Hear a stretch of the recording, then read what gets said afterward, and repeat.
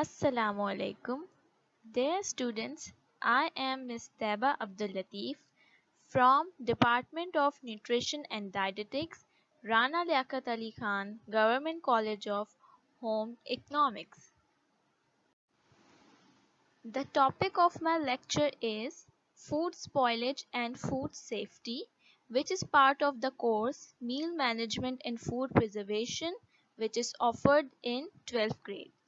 This topic will be covered in 3 video lectures. In this lecture, I will give introduction to food spoilage and food safety.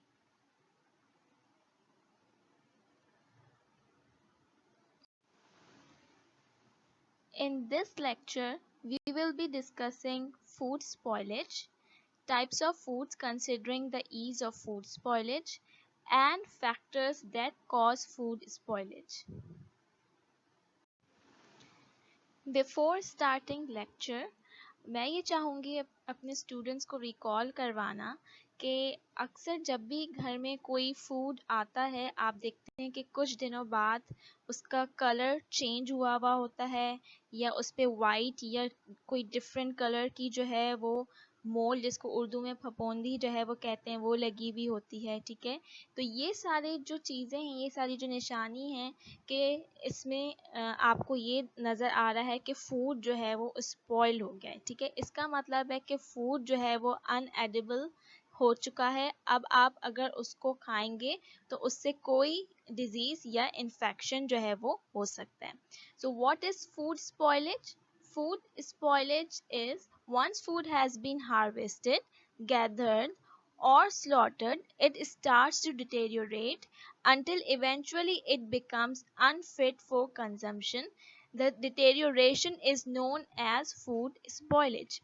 जब कोई food कोई fruit या vegetable को harvest कर दिया जाता है या फिर कोई मीट को या गोट या पोल्ट्री आइटम को स्लॉटर किया जाता है, उसके बाद से उसका डिटेरियोरेशन का जो प्रोसेस है वो शुरू हो जाता है। ठीक है, और वो कंटिन्यू रहता है कि अनटिल एंड अनलेस वो फूड जो है वो हमारे कंजम्पशन के लिए जो है वो अनफिट हो जाता है।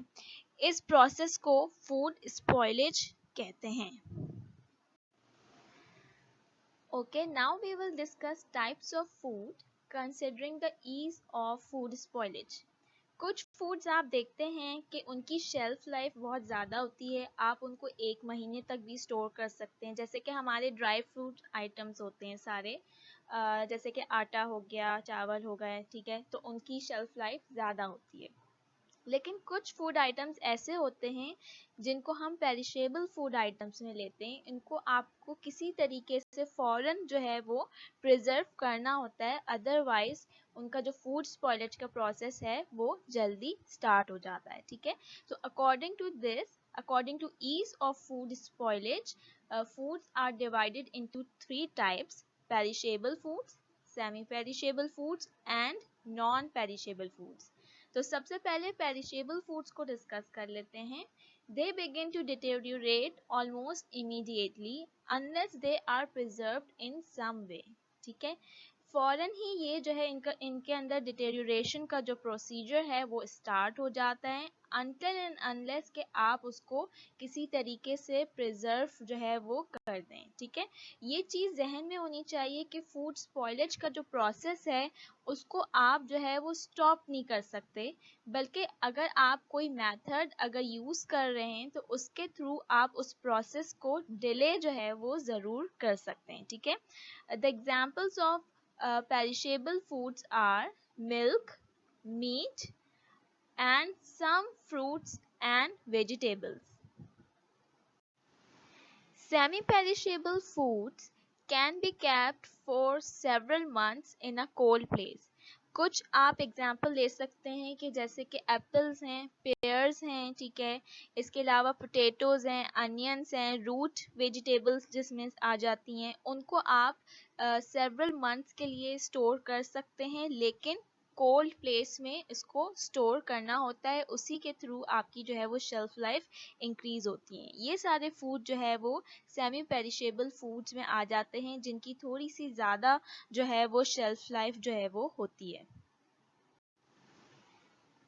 नॉन पेरिशेबल फूड आइटम्स में हमारे पास सारे ड्राई सीरियल्स आ जाते हैं, जैसे कि वीट है, बार्ले है, आटा है, ठीक है, राइस है, ड्राई फ्रूट्स हैं, ठीक है। इनके लिए अगर आप ड्राई स्पेस या ड्राई स्टोरेज फैसिलिटी अगर आप प्रोवाइड करें तो आप उसको ज़्यादा अरसे के लिए अपने पास जो है वो स्टोर कर सकते हैं। Now we will discuss factors that cause food spoilage. There are two factors that cause food spoilage. Number one is natural decay. Number two is contamination by microorganisms. First, we will discuss natural decay. Decay of food occurs naturally. As I have told you earlier, that we cannot stop the process of decay but we can delay it. ठीक है, आप उसको रोक नहीं सकते completely, लेकिन आप different preservative methods use करके उसको delay कर सकते हैं. Natural decay में भी हमारे पास दो further division आ जाती है. Number one, moisture loss. After harvesting, the food continues to respire, that is, their metabolic function continue, and this results in loss of moisture through their skins. कभी कभार अगर आप देखते हैं कि जब आप ऑरेंजेस खरीदते हैं तो ऑरेंज का अक्सर जो उसका पील होता है वो रिंकल हुआ हुआ होता है, ठीक है। तो ये एक परफेक्ट एग्जांपल है मॉइस्चर लॉस की, कि फ्रूट्स या वेजिटेबल्स जब आप जो है हार्वेस्ट कर लेते हैं, हार्वेस्ट होने के बावजूद उनकी जो रिस्पिरेशन का प्रोसेस है, जो मेटाबॉलिक फंक्शन है, वो कंटिन्यूटी में रहता है और उसकी वजह से मॉइस्चर लॉस उनके स्किन या पील से जो है वो होता रहता है। नंबर टू है एक्शन ऑफ एंजाइम्स। एंजाइम्स जो हैं वो ऑर्गेनिक कंपाउंड्स होते हैं, ठीक है। वो जो है वो लिविंग सेल्स का जो है वो पार्ट भी होते हैं, तो इसी वजह से फ्रूट्स एंड वेजिटेबल्स में भी उनका जो है वो इम्पॉर्टेंट फंक्शन होता है और they are responsible for both desirable and undesirable changes in the food. Action of enzymes में हमारे पास एग्जांपल्स आ जाता है ऑक्सीडेशन, ब्राउनिंग एंड राइपनिंग, ठीक है। वन बाय वन इसको डिस्कस कर लेते हैं। ऑक्सीडेशन का प्रोसेस जो है वो बहुत सारे फूड आइटम्स में ऑक्सीडेशन की वजह से ये होता है कि फूड स्पॉइलेज जो है वो अकर हो जाता है, ठीक है। इसकी परफेक्ट एग्जांपल ऑयल की है कि ऑयल को अगर आप ओपन रख दें, खुला रख दें, तो क्या होगा कि उसमें ऑक्सीडेशन का प्रोसेस हो जाएगा और फिर रेंसिड हो जाएगा ऑयल, और उसका जो फ्लेवर है वो जो है वो ख़राब हो जाएगा, स्पॉइल हो जाएगा, ठीक है। इसका मतलब कि वो ऑयल आप उसको फर्दर जो है वो कुकिंग के लिए उसको यूज़ जो है वो नहीं कर सकते। इसीलिए ऑयल को हमेशा टाइट जार में बंद करके जो है वो रखा जाता है। नेक्स्ट है ब्राउनिंग। ब्राउनिंग आप देखते हैं कि कुछ फ्रूट्स एंड वेजिटेबल्स में इवन अगर आप उसको पील नहीं भी कर रहे होते हैं तो भी ब्राउनिंग का प्रोसेस जो है वो हो रहा होता है, ठीक है।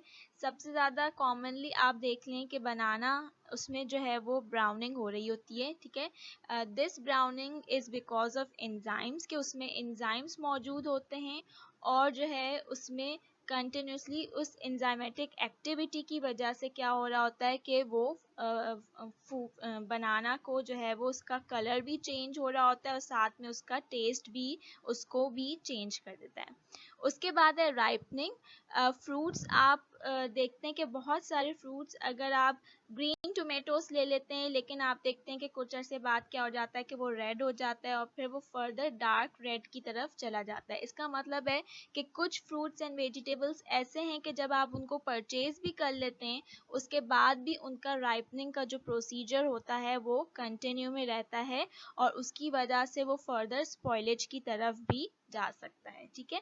तो food continue to ripe until unless it become spoiled.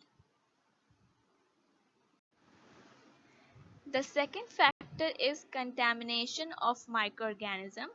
Previously I have discussed natural decay.